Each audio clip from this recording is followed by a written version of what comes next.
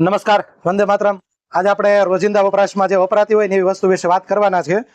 નાળિયેરનું તેલ છે સાઉથ ભારત નાળિયેરનું તેલ રસોઈ માટે વાપરે છે। મધ્ય ભારત વધારે તલનું તેલ વાપરવા માટે ઉપયોગી એવું આયુર્વેદ કહે છે।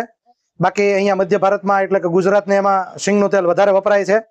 અને ઉત્તર ભારત એટલે સરસવનું તેલ, રાજસ્થાન ને યુપી ને એમપી ને એ બધું જોવો તો તમે સરસવનું તેલ ત્યાં વધારે વપરાય છે।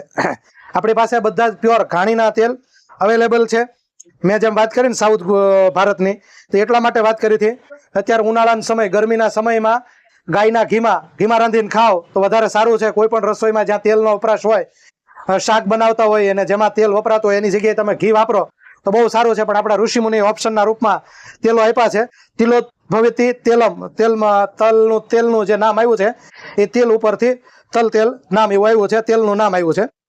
તો એવી રીતે અત્યારે ગરમીના સમયમાં આપણને અહીંયા ગુજરાતમાં નાળિયેરનું તેલ સ્વાદમાં ભાવે નહીં, બાકી અત્યારે ઉનાળામાં નાળિયેરનું તેલ ખૂબ સારું છે, ઠંડુ છે। બાકી તલનું તેલ ખાવામાં વધારે ઉપયોગમાં લેવું જોઈએ, એ પણ ખૂબ સારું છે। અને ઓપ્શનના રૂપમાં ઘાણીમાંથી પ્યોર આપણું આ લાકડાની ઘાણીનું તેલ છે, આરપાર ન દેખાય એવું તેલ ખાવું જોઈએ। તો આ બધા જ પ્રકારના તેલ જે રેગ્યુલર યુઝમાં વપરાતા હોય છે એવા બધા જ તેલ આપણે કાઢીએ છીએ। આ કેસ્ટર ઓઇલ છે ઓરિજિનલ, આ તેલ તમને અમારા મળી જવાના છે। વધારે માહિતી માટે તમે અમારો સંપર્ક નંબર જે સ્ક્રીન પર આપેલો છે અને અમારો એડ્રેસ પણ આપેલું છે, તો સંપર્ક કરી શકો છો અને એડ્રેસ પરથી તમે મેળવી શકો છો। સુરતમાં અલગ અલગ જગ્યાએ અમારા સેન્ટરો પણ છે, કતારગામ, અડાજણમાં, તો ત્યાંથી પણ તમને મળી જવાના છે।